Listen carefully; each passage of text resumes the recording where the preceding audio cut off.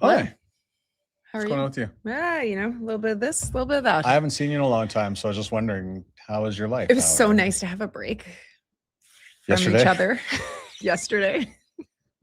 I'm Sara Lusky. I had like a single tear going yesterday. He is Jamie Thomas.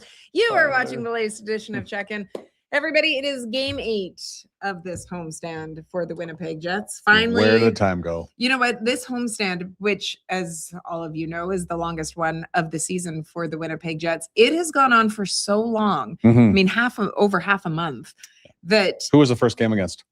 Chicago. Wow. And I know that only because I had to look it up on Sunday because I couldn't remember who game 1 was against. That's how long it has been. But the Winnipeg Jets come into tonight's game. It is another Central Division opponent. After playing 3 games in 4 days, they finish off that stretch on the weekend with wins, and big wins, no less, against the Colorado Avalanche and then the St. Louis Blues on Sunday. You know what the Winnipeg Jets look like on Sunday? What? A team that had played 3 games in 3.5 days. They were done. They were spent, but managed to grind that one out. So that was, I mean, as impressive as the win was on Saturday against Colorado, they very well could have said, well, we had a big win over Colorado. That was good enough. That was not the case. They defended so well. Their sticks were excellent. Saturday was more blocking shots. Sunday was their sticks. They got great goaltending from Eric Comrie, of course. His first games was January 25th or February 25th.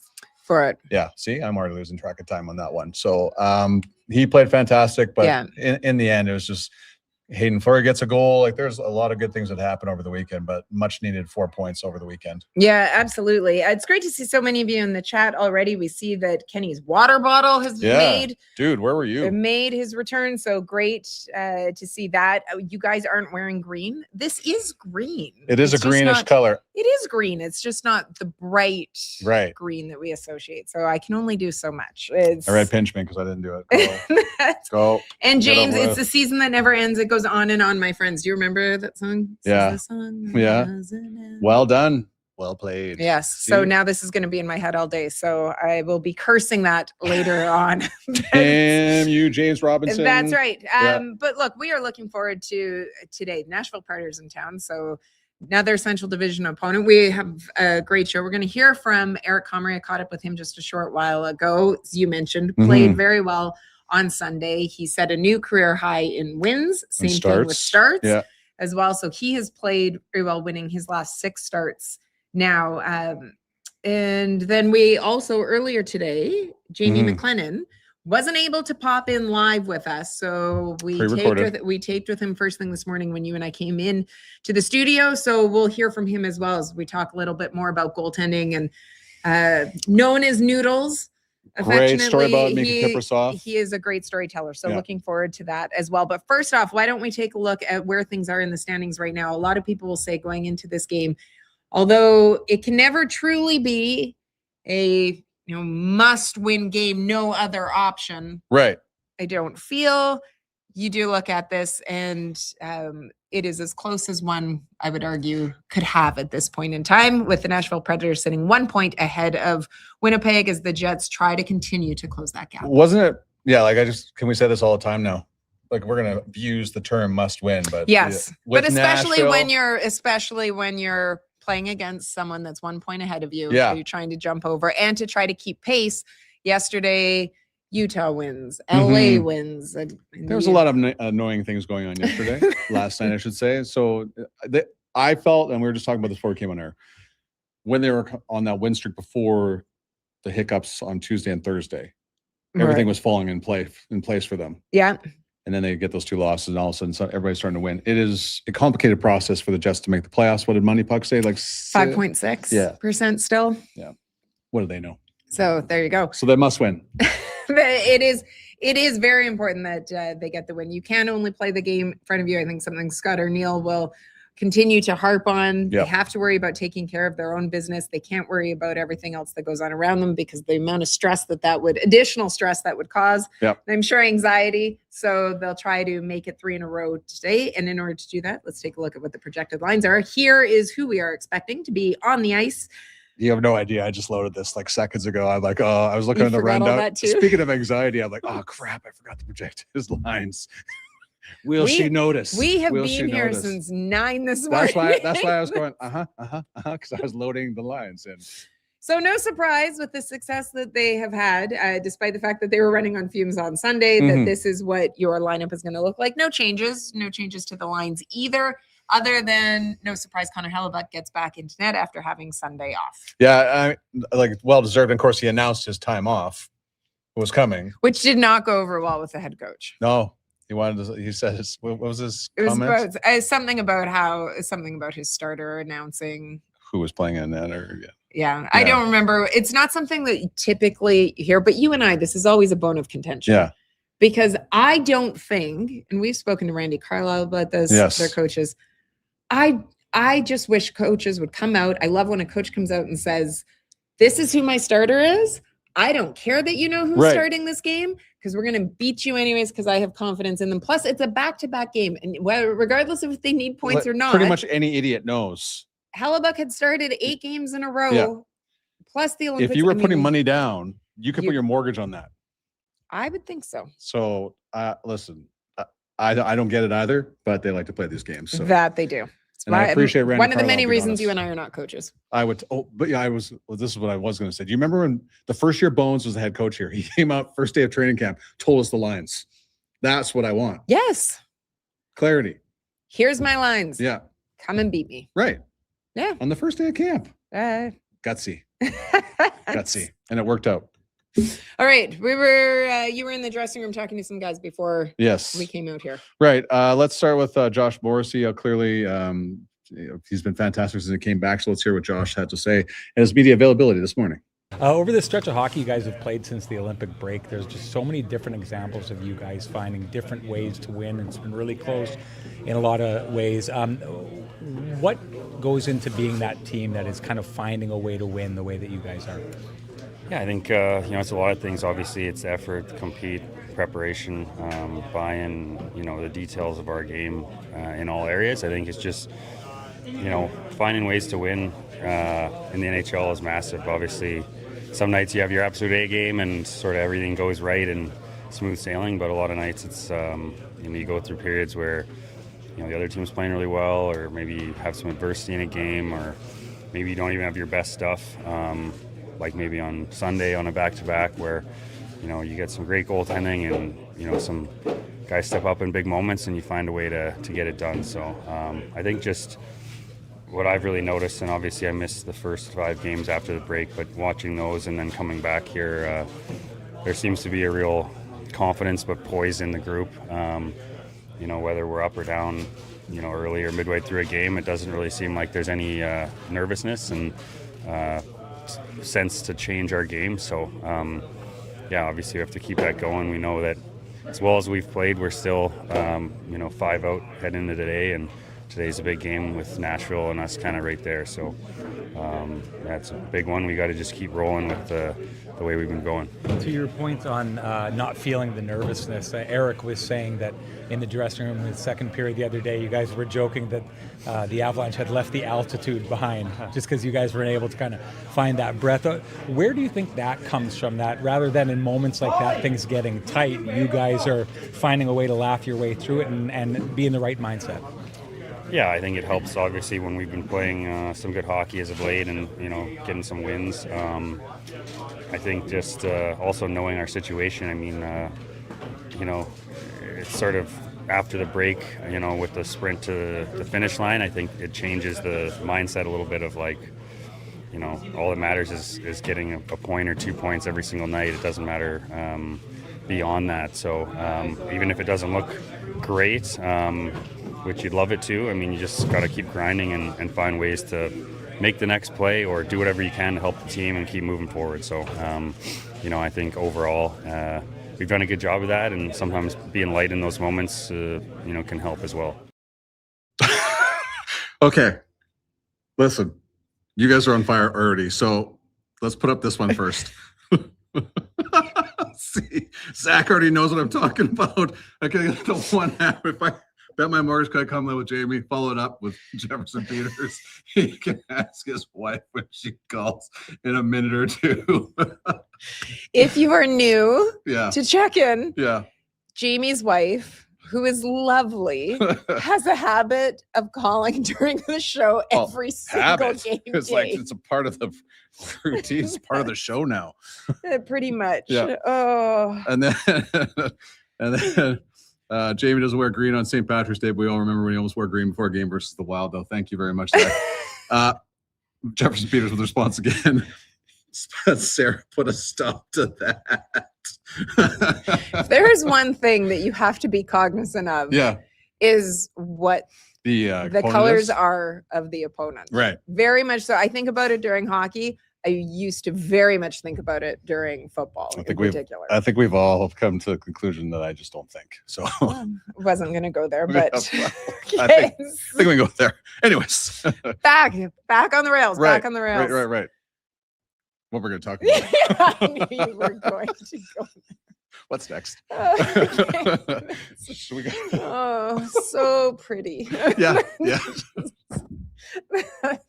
This has carried me this far. Scott Arniel. Right. Yeah, Scott Arniel talked about, okay, so impressive wins, but Scott Arniel wants those pushed to the background because it's a big game here tonight against Nashville. Would it be accurate, Scott, to suggest that the wins over Colorado and St. Louis helped rescue the homestand to put you in a point where you can go 6-2 with a win tonight and by extension, the continued playoff push? Or would that be a little extreme? No, obviously, if we lose those games, obviously it's a real crappy homestand. So we have a chance to, like you mentioned, of making it a good one here with a win tonight. But still have a game tonight. And what we talk about focusing on Nashville, and those games are great. We got the points. The other two before that weren't great. But again, it's move off it, get focused here on what we have to do. We've been trying to do that here since coming to the break, and just take care of our business, and hopefully things happen with other teams that help us creep closer to that spot. From the context that 23 of your 28 victories have come when you've scored first this year, how important has that been for your hockey club? And do you notice anything different in how your team reacts if you're able to get that 1-0 lead? I think that's hockey when you're chasing games. This time of year, teams play that way. Now everybody's trying to win 1-0 hockey games, and so if you get down, the opposition isn't giving you a sniff early in the year. Sometimes it's a little bit different, and I just think the same thing with our mindset is that we get up and get out in front, that we're making sure we're doing a lot of the right things. And you want to do it all the time that way, but it's just sometimes it's a little bit of a mindset. Okay, we're out in front here. Let's keep, that opposition. We're not giving them free offense, or So it's the same thing the other way is like the Ranger game. We gave up a goal on our first shift or PK there. All of a sudden we're chasing that game for 59 minutes, and we'd get tied up and we'd go back down again. So it is a little bit of a mindset that it's great when you're out in front. You want to do it as much as possible. It took me like 2 minutes to regain my composure. And as you can tell, he still has not. No. So the Jets, it's the third and final meeting of the season with the Preds, and they're looking for their first season sweep ever since the franchise has relocated to Winnipeg. So that would be huge. Their earlier wins were 4-1 and 5-2 finals in favor of Winnipeg. One of the things that's impressed me throughout this homestand is that the Jets have found ways to win. Not always pretty, hasn't always been exciting. We talked to Sean Reynolds about that. The Sunday game. You do what you have to do in order to win and get the points, but they have been doing it without a power play that's been operating at, it's 32nd right now over this homestand in the league. I want to say it's at around 6%, 5% over this stretch right now. So similar to when Colorado came in and they have had success without their power play going, same thing with Winnipeg here. They just have not been able to do it. So they've been able to do it in pretty much every other way, whether that be with 5-on-5, empty net, extra attacker. They've been able to find a way, and they want to keep that going here today. 6-2-2 in their last 10 games. Nashville comes in 3-5-2 in their last 10. And although they haven't had back-to-back losses since the middle of January, this being the Predators, they also have been hard-pressed to find consecutive wins. It's been a lot of a point in extra time, then a loss, then a win, then a loss. So they have struggled to find the consistency in their game. Well, that's what ties into why Winnipeg has been able to get to where they are. It's all these teams that they're chasing have not been able to be consistent and are getting the 1 point you're talking about, but just not getting the 2 points that is needed. They've all been up and down. The records, there's not a lot of consistency in that group outside of what Winnipeg has been doing. Again, outside of Tuesday and Thursday, the Jets have been much better amongst that group. So even though they're at 6% or whatever just to get in the playoffs, I just feel like they have a good chance because everybody else is middling around right now. They're middling. You like that? You know who's not middling? Yeah. Eric Comrie. And I had the chance to catch up with him just a short while ago. We're coming in off of a day off yesterday. You guys had finished a stretch of 3 and 4, and we know how long this homestand has been as well. How much do you think this group as a whole needed that day off going into this final game of the homestand? Oh, we for sure needed a day off. We were pretty tired. I know in the St. Louis game we were gasping for air a little bit out there, but it's we had a nice little dinner after. We had a nice little day off, nice day to relax. I went to gymnastics with my daughter yesterday, so it was fun. It was a good day. Oh, perfect. When you think about this homestand right now, 5 and 2, or the way that this team has played and the way that it's been able to pull out wins, how do you overall describe this homestand? It's been great. I think it's been really big success so far. I mean, us to beat St. Louis on a back-to-back, us to beat Colorado, those are two very good teams that were playing very good at the time, and to win those 2 games are big, and it just helps us push towards the playoffs. This is what we're trying to do right now. We're not quitting until it's done. You spoke to the media after the game in St. Louis. After you got the win, you set a new career high in wins, same with career high in starts as well. And you joking about how you'd switch up the mask, and you've got the white going on right now. So it's not as simple, obviously, as just switching a cage. So what has been working really well for you when you've been in net? I think the biggest difference, I mean, I said it earlier today, I think the biggest difference is the team. The team's playing unbelievable in front of us. We went through a bit of a low point in November, December, January, where we weren't playing great as a team. We weren't defending as well as we are right now. I mean, Helly and I talk about it all the time. We're defending very well. We're giving us a chance to see pucks, a chance to make saves, and it makes it a lot easier. The team's playing so well in front of us right now, and it just makes things a lot easier. And we're getting a lot of good bounces too. I mean, earlier in the year, everything that could have went wrong kind of went wrong. Yeah. And right now, everything that can go right is kind of going right again. When you're watching on the bench and you've got the TV timeout, let's say, and Connor comes over, what do you see your role as being? Are you talking to him a lot about what's going on in the ice? Are you trying to keep things loose? Does it depend? Depends. Yeah. We usually talk about what's going on the ice, and you talk about saves or goals that went in, and what he could do differently, what he liked, what he didn't like, and just trying to keep him positive and tell him how he's playing great and looks great in the net, and just kind of keep that positivity going. With you right now, when you describe the relationship that exists between you and Connor, I know that you guys are good friends. What is it? Why do you feel that you two connect so well? We're both strange goalies. Okay. So yeah, there's that. I think most goalies get along because we're all a little different. I was talking to Hutchie yesterday, and Michael Hutchinson, and we did a podcast yesterday. And I was like, well, why do goalies get along? Well, because we're all a little strange. All right. Well, that's the truth. Then fair enough. When you look at this game against Nashville tonight, when you think about your team as a whole, when you've seen this team have success against Nashville, how have they done it? I think we stick to our identity, which is defend first. I think when we defend first, we're a very tough team to play against. I mean, we have big, strong bodies, and we have a first line that can score with any line in the NHL. We have an unbelievable goalie that Connor Hellebuyck, who plays unbelievable every single night for us, and I think we stick to our identity to defend first, listen to our coaching staff and what they tell us to do, and we generate so many chances just by how well we defend in frustrating teams, and they kind of start pressing for offense so we can capitalize on those chances.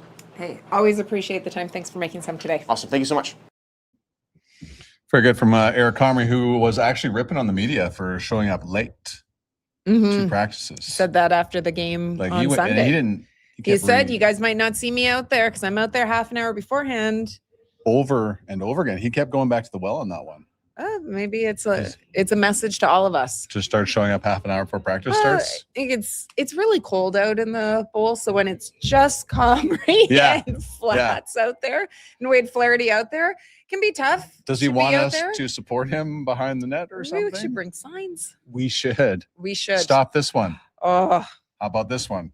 We could be his own cheerleaders. Maybe that's what we're needing. I like that Combs is such a podcast type guy. It fits his personality so much.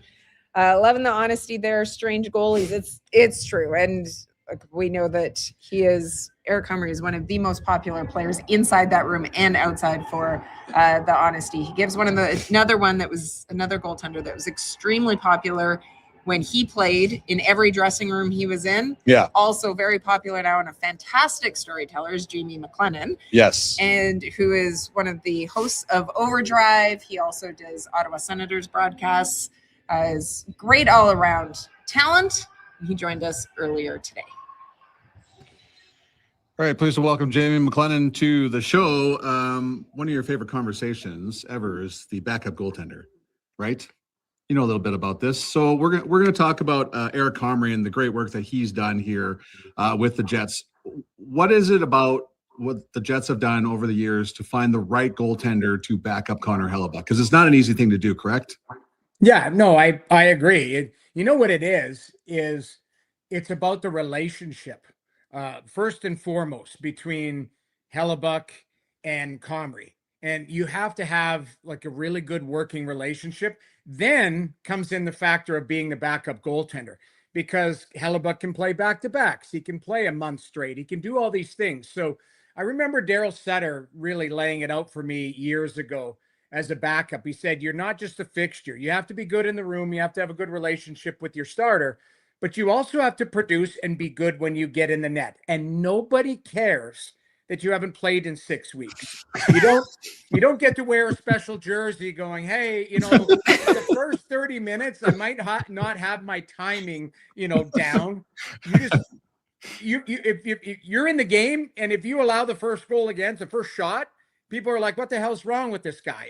And so to me, it's I think Comrie's found the perfect mix of being, a wonderful person, which he is, and a great backup and good with Connor Hellebuyck, but also being a good goaltender and being, whenever he's called on, he gives them a chance to win. And I think that's the biggest challenge of a backup, is bringing something else to the table when you're not in the net. Comrie's really good at it, but when you are in the net, you got to look like you haven't, like you haven't not played in 6 weeks type of things. And that's a big challenge for backups.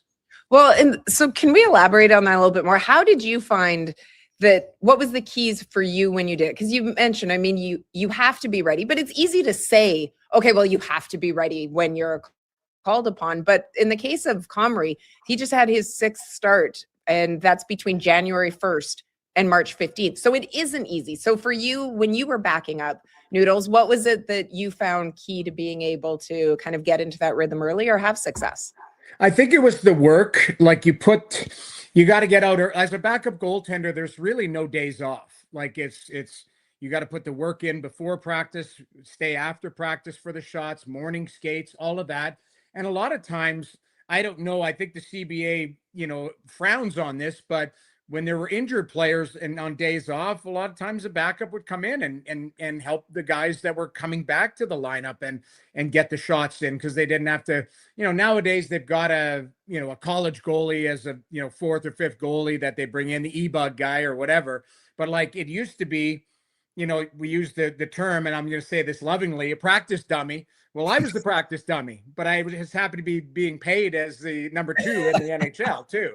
So, a lot of that stuff, you have to put the work in, but a lot of it, honestly, is once you haven't played in a week, it's between the ears. It's about your mental approach and doing things in practice that are simulated for a game, that when you do get into a game, it doesn't feel foreign. So I think a lot of that is your work that you put in with your goaltender coach, but also the mental work that you are. Like, keep in mind, I would sit on the bench, and I used to joke, I'd watch Kiprusoff, and I lived every game, and I would sit there on the bench, and how I stayed in the game is I would envision myself in the net making those saves.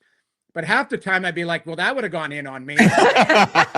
And, you're watching Kiprusoff, and in this case, Comrie watching Hellebuyck going, yeah, there's no chance I'm making that save. Jeez, I'm glad he's in the net type of thing. So that's the type of work you have to do as a backup to stay sharp.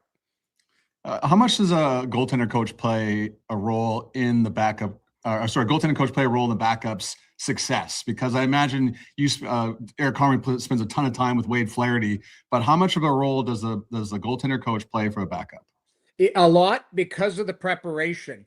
Right. And, keep in mind, Wade Flaherty, Eric Comrie, and Connor Hellebuck are the only three in that room to know what it's like to be a goaltender in the NHL. Unless the coaching staff has a goalie that happens to be an assistant coach.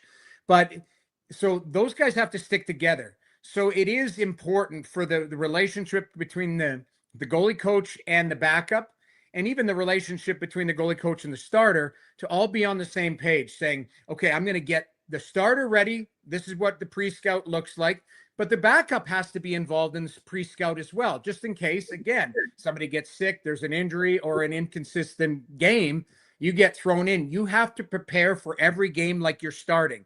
And then if you don't, so be it. You're over-prepared for it. So the goalie coach, it's a massive factor, because there's a balance between making sure the starter's ready as far as his workload, and then working the backup to make sure that he gets his work in to replace that workload of the starter, and then make sure that everybody knows the pre-scout and the tendencies of the shooters and stuff like that. So it's pretty complex, but again, you get into a groove and everybody's on the same page.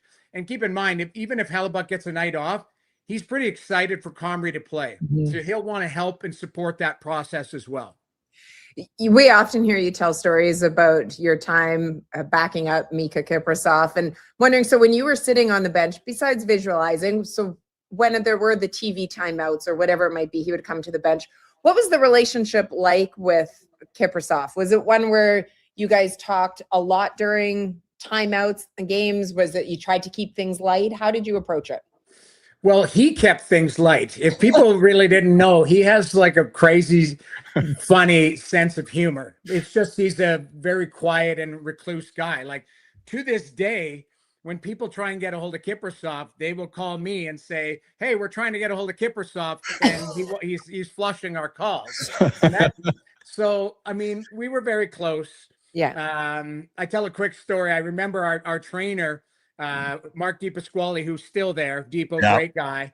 Deepo bought his kid a hamster, and the hamster only had one eye. And we would Kipper joked that Deepo was so cheap that he got a deal on the hamster. So then, Kipper would come to the bench at a TV timeout, and he would have one eye closed, and he'd be staring at Deepo. And it'd be like a 2-2 game, and in the third period, 5 minutes left, and he's like, Kipper's just messing with Deepo. So there was always lightheartedness to Mika, but in between periods, we used to talk. We used to talk about, everything. Pre-scout, tendencies of players, what you're seeing. Hey, watch that back door. They're trying to slide it back door on the power play type of stuff. So it was the relationship between the backup and the starter. We were very close, and we had something special. We were very lucky for that.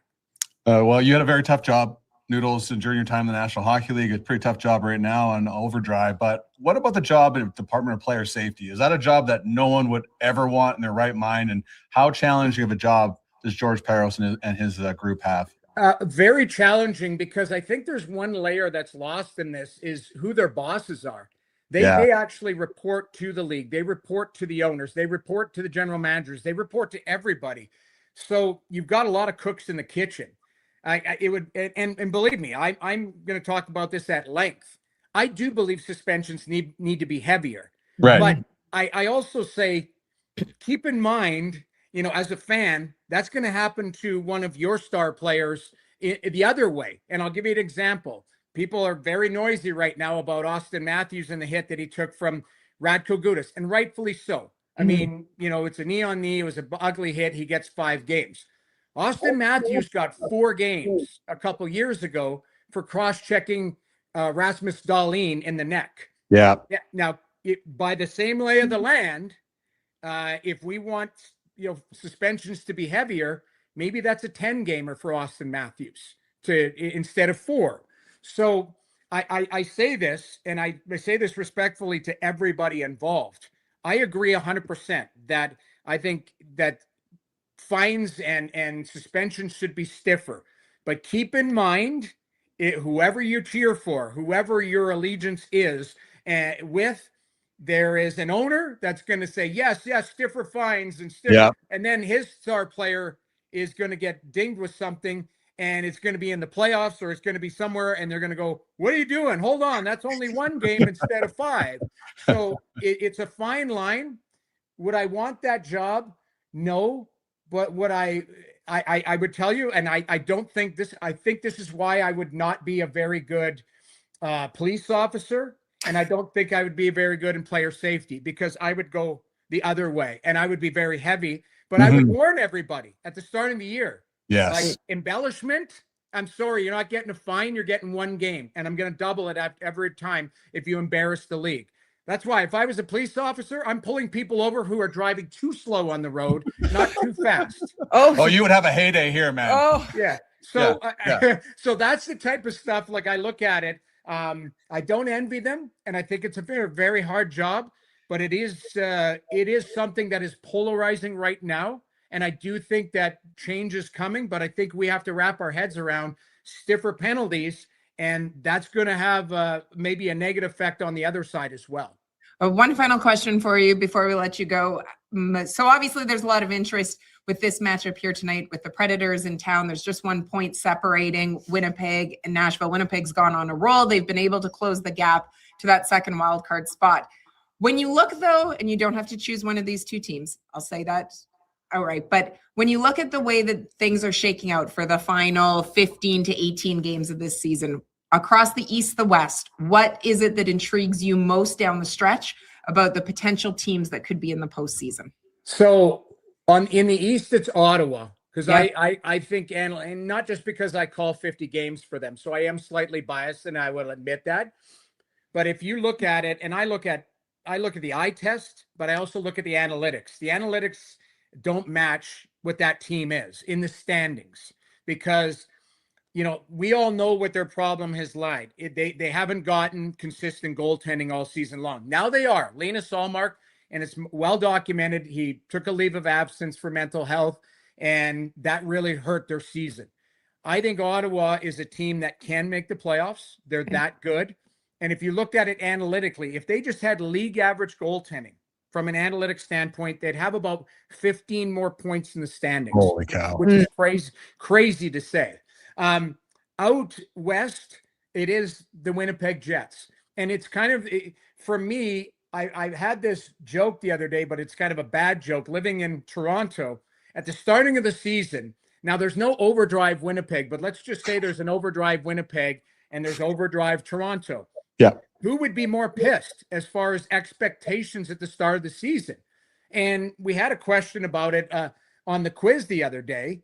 And I said overdrive Winnipeg, because I said they won the President's Trophy last year. Like the expectation was, okay, you just need to take that next step in the playoffs. Well, now they're fighting for their lives to get to the playoffs. Same thing. The drop off was the Toronto Maple Leafs, but they lost Mitch Marner. They lost, yes, Winnipeg lost Nikolai Ehlers. You look at it, there has been some weird things. The Hellebuck injury hasn't helped. That didn't help. Let's be honest. And I love Eric, and he went on a little run there, but it he wasn't Connor. That's the same thing. It's Kiprusoff getting injured. 100% of McLennan is still 70% of Kiprusoff. Same thing. It is what it is.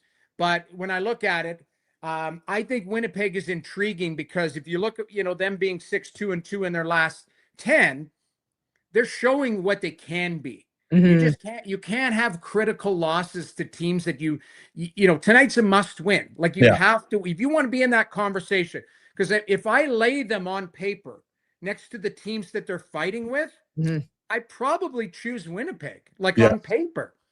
On paper means nothing, but it's still, if I said to you, LA, San Jose, Seattle, Utah, or Winnipeg, who would I want their roster on paper healthy and playing well? I'd probably say Winnipeg. So that's what I'm looking at. So those are my 2 teams that I, obviously hoping for. Canadian teams. I have a soft spot for them. So that's my eyes are on those 2. And I do think they can do it, but they do need help from others to drop off. And they do need to go on a stretch here where, they win a lot more than they lose. They need a Dallas stretch. Yes. Stretch. I know you got to go, but bear with me. I have to ask you this question. So hold on a second.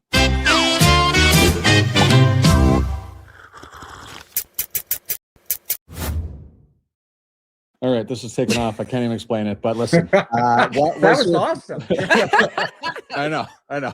It catches people off guard. What was your go-to soup on a starting day in net? Okay, Do you eat soup? Yeah, that's a good question. No, I'm okay. On the road, here's the thing. I have a routine when I'm starting and then when I'm backed up. So I Okay. 850 games in the league and I only played 250. So 600 times I got an opportunity to do a different routine. Okay. Now on the road, let's say 300 of those were on the road. Yeah. There was always chicken noodle soup or some form of like chicken broth soup or whatever. Yep. In Minnesota, they have wild rice, Minnesota, with some pasta in it. Unbelievable. Unbelievable. If the cook didn't get out of hand and put mushrooms in it. If he put mushrooms in it, then I was pissed off and I wouldn't have it. But I do love, and keep in mind, at the end of my career, I finished in Japan. So they had the best soups there. The best.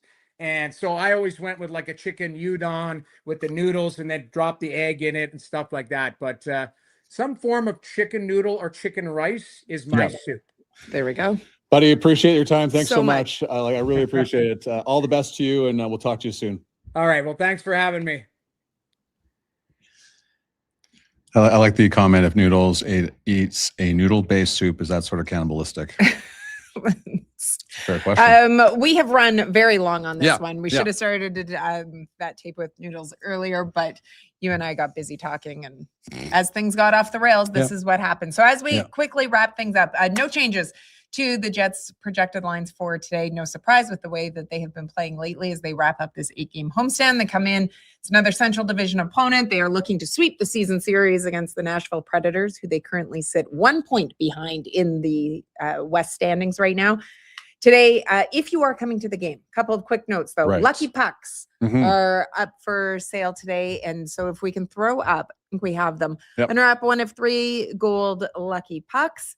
This is an initiative by the wives and girlfriends for the Jets, and it is in support of the Dream Factory. And look, you can win a post-game meet and greet with Josh Morrissey, Nino Niederreiter, or Gabe Velarde. $25. They are for sale tonight at the game. Also, there was one other one I wanted to quickly. Oh, Town Takeover. Yeah. Town Takeover. So we go through viewing party. Want to head out to Gimli? Are you in the surrounding area?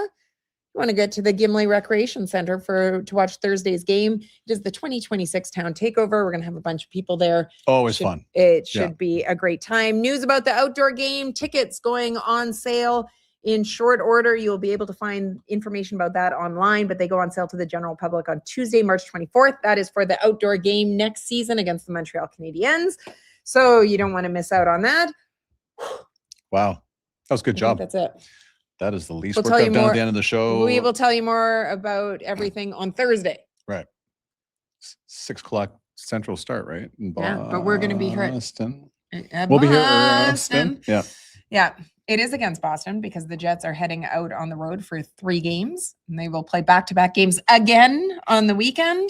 Oh yeah. By the way, 8 o'clock 3 and start. 4. Yeah. 8 a.m. shows for us on the weekend coming up. Yeah. Be ready for that.